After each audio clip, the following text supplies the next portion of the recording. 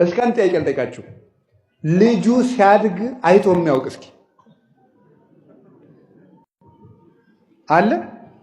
ልጁ ቁመቱ ጨመር ሲያደርግ አይታችሁ ታውቃላችሁ?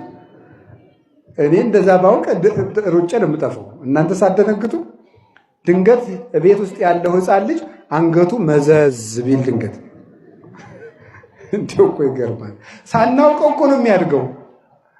ሳናየው ረቡዕ ይጨምር ማክሰኞ ዕለት ይሁን ምንም አላወቅ ነው። የዛሬ 3 ሳምንት ጨምር ድንገት ጉብ ያለ ልጅ ነው የምናየው። እንዴት እንዳደገ አናውቅም። ጸጋም እንዴት እንደሆነ አይታወቅም። አዝመራው እንዴት እንደሆነ ሳያውቅ እግዚአብሔር ያሳድገዋል። እንዳትረሱ ዘመዶች፣ እንዳትረሱ። ሁላችንም አሁን ንጹህ ለባብሰን አንዲት ጭቃ እንኳን ስንራመድ ሲረጭን ወይኔ ልብሴ ቆሸሸ፣ ወይኔ በጭቃ እግሩ ጨርቃችንን የነካ ሰው ካለ ደንባራ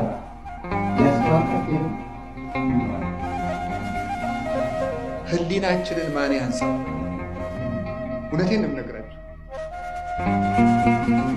ሰው መስለን እየዋልን እንደ አውሬ ስንባክን የሚያድረውን ህሊናችን ማን ይመልስ? ሰላም የሌለውን ልባችን ማን ይመልስ?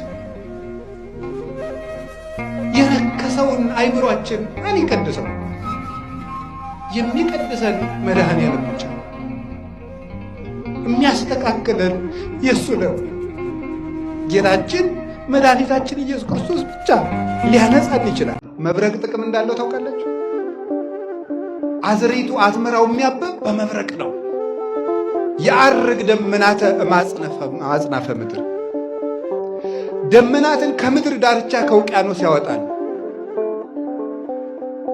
ወያወጽኦሙ ለነፋሳት መዛግብት ይሆሙ 12 የነፋስ መስኮቶች አሉ። 4ቱን ለምህረት እየቀሰቀሰ ያመጣቸዋል። ከዚያሳ በኋላ ምን ይሆናል? ዘይሁ መብረቀ ለጊዜ ዝናም፣ ለዝናምም ጊዜ መብረቅን ይሰጣል።